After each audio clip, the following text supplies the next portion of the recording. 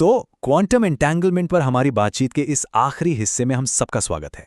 अब हम थ्योरी से निकलकर सीधे टेक्नोलॉजी और असलियत से जुड़े सबसे गहरे सवालों में उतरने वाले हैं। क्या हम सच में एक जगह से दूसरी जगह टेलीपोर्ट हो सकते हैं? भविष्य की टेक्नोलॉजी क्या होगी?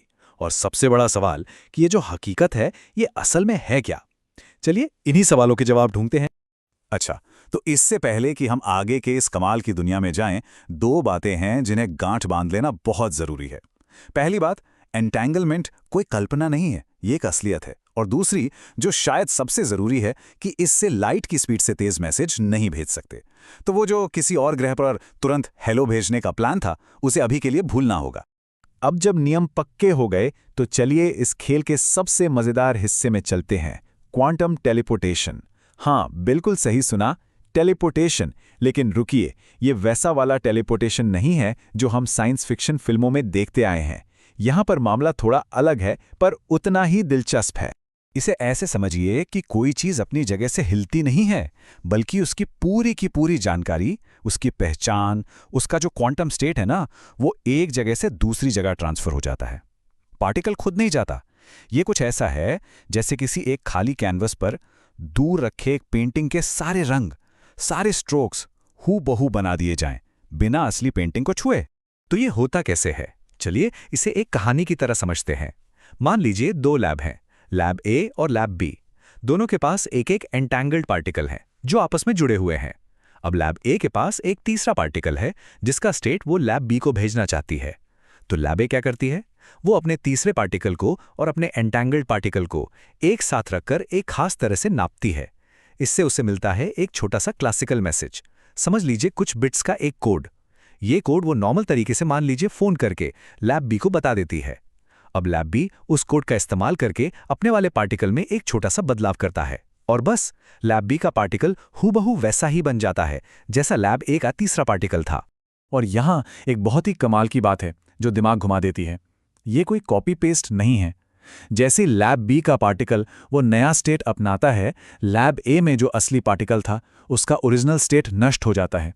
वो पहले जैसा नहीं रहता। मतलब एक समय में उस जानकारी का बस एक ही असली रूप मौजूद रह सकता है।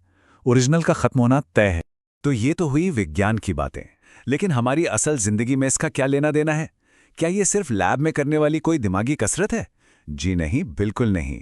चलिए देखते हैं कि कैसे ये कमाल की चीज भविष्य की टेक्नोलॉजी की नींव रख रही है। सबसे पहले तो है क्वांटम क्रिप्टोग्राफी। इससे ऐसे कम्युनिकेशन चैनल बनाए जा सकते हैं जिन्हें कोई हैक ही नहीं कर सकता। अगर कोई जासूसी करने की कोशिश करेगा तो एंटैंगलमेंट का कनेक्शन फौरन टूट जाएगा और पता चल जाएगा। फिर हैं क्वांटम नेटवर्क्स, जिनसे एक नया सुपर सिक्योर क्वांटम इंटरनेट बन सकता है। और हाँ, क्वांटम कंप्यूटिंग, जो एंटैंगलमेंट को एक रिसोर्स की तरह इस्तेमाल करके वो मुश्किल से मुश्किल प्रॉब्लम सॉल्व कर सकती हैं जिन्हें आज के सुपर कंप्यूटर्स भी कभी सॉल्व नहीं कर सकते। तो हमें पता है कि ये काम करता है, हम इसे इस्तेमाल कर रहे हैं, टेक्नोलॉजी बन रही है, सारे एक्सपेरिमेंट्स भी एक ही तरफ इशारा कर रहे हैं। पर यह सब हमें एक बहुत बड़े, बहुत गहरे सवाल पर लाकर खड़ा कर देता है कि आखिर असलियत की कहानी है क्या? क्या दुनिया सच में वैसी है जैसी हमें अपनी आंखों से दिखाई देती है, या फिर पर्दे के पीछे कुछ और ही चल रहा है? इसे ऐसे समझिए कि हमारे पास एक पजल के सारे टुकड़े तो हैं, यानी एक्सपेरिमेंट्स के सारे रिजल्ट्स, लेकिन हमें ये नहीं पता कि उन टुकड़ों को जोड़कर जो तस्वीर बनेगी वो दिखेगी कैसी। हर कोई उन्हीं टुकड़ों से हकीकत की एक अलग ही तस्वीर बनाने की कोशिश कर रहा है, एक अलग ही कहानी सुना रहा है। देखिए, यहाँ तीन बड़ी कहानियां हैं। कोपेनहेगन इंटरप्रिटेशन कहती है कि जब तक हम किसी चीज को देखते नहीं, वो सिर्फ संभावनाओं का एक बादल होती है। असलियत तभी बनती है जब उसे नापा जाता है। फिर है मैनी वर्ल्ड्स, जो कहती है कि हर संभावना के लिए एक अलग ही यूनिवर्स बन जाता है। और एक है पायलट वेव थ्योरी, जो कहती है कि सब कुछ पहले से तय है और पार्टिकल्स को एक छिपी हुई लहर रास्ता दिखाती है। और मजे की बात यह है कि ये तीनों कहानियां एक दूसरे से बिल्कुल अलग हैं, पर तीनों ही एक्सपेरिमेंट्स के नतीजों को एकदम सही सही समझाती हैं। तो 5 भागों की इस पूरी यात्रा के बाद हम आखिर में पहुंचे कहां? हमने क्या सीखा और क्या समझा?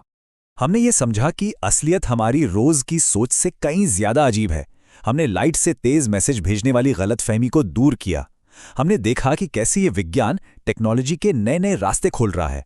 और सबसे बड़ी बात, हमने ये जाना कि हम जितना जानते हैं उससे कहीं ज्यादा ऐसा है जो हम अभी भी नहीं जानते। इसका असली मतलब क्या है, ये रहस्य अभी भी सुलझा नहीं। तो देखिए, साइंस ने हमें वो मैथ तो दे दिया है जिससे हम इसकी भविष्यवाणी कर सकते हैं, इसे इस्तेमाल कर सकते हैं, सारी कैलकुलेशन एकदम सही काम करती हैं। लेकिन असलियत क्या है, वो कहानी अभी भी अधूरी है। तो सवाल यह है कि क्या हम कभी इस कहानी को पूरा कर पाएंगे, या फिर कुछ रहस्य हमेशा रहस्य ही बने रहेंगे। सोचने वाली बात है।